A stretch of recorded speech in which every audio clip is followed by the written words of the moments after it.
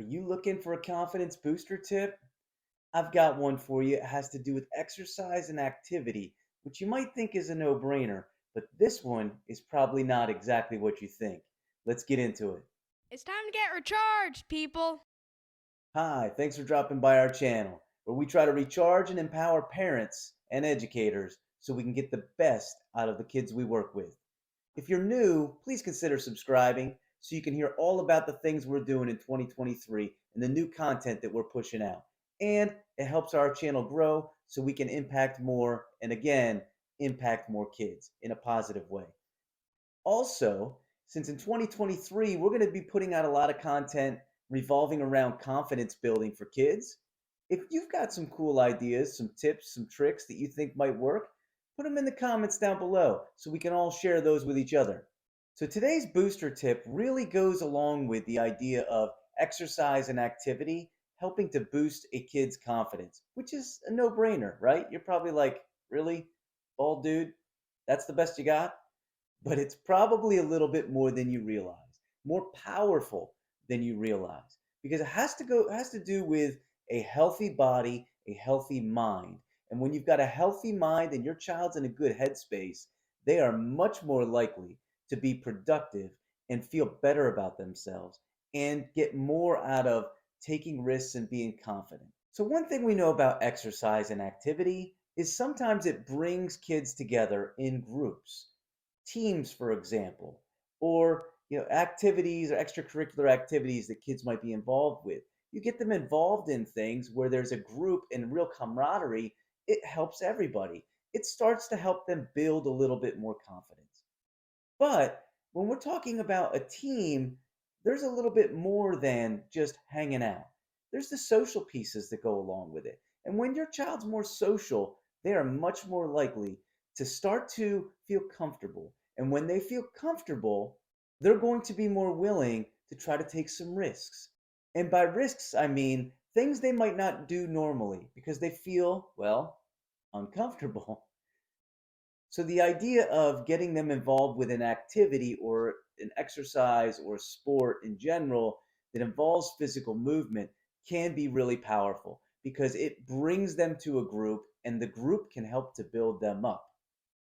This next part is really important and it might not be exactly what you think. You see, exercise and activity is a powerful tool for building self confidence for a variety of reasons. But one of the things that happens when a child or a human in general exercises or is involved with something that has to do with movement, your brain starts to flow a little bit better. You get yourself in a better headspace. Think of it in terms of like this. You know, I've got a son who's in high school. He likes to game, but what I know about him is if he's gaming all the time, over time he might just kind of like sink down and his juice kind of pours out of him, meaning his energy level, right? And sometimes I'm like, you know what, let's get you out and doing something, and immediately, bang, he starts to perk back up again.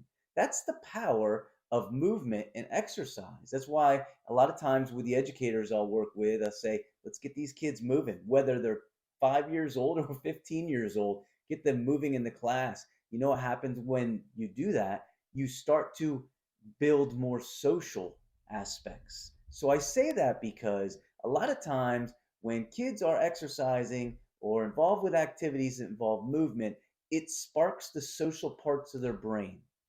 And because of that, it really starts to put them into a better headspace. And that's super important because when anyone is in a better headspace, you feel better, you get better positive vibes, and you feel better about life in general, but you also feel better about what you're doing. And when you feel better about what you're doing, you're again more willing to take risks and try things that you might not normally do. People who are involved with brain research will tell you there's things you can do to help you change the state of your headspace. Some of it's music, a lot of it's movement, and there's a variety of other things. But specifically towards activity and getting your child moving or getting your students moving, it can be exactly what you need to spark their positive vibes And when positive vibes start to flow, social elements flow. And when social elements flow, you're going to get more out of your child that you're working with. Again, this is exactly the same for a young kid as it is for a teenager. These pieces help to produce the best out of your child.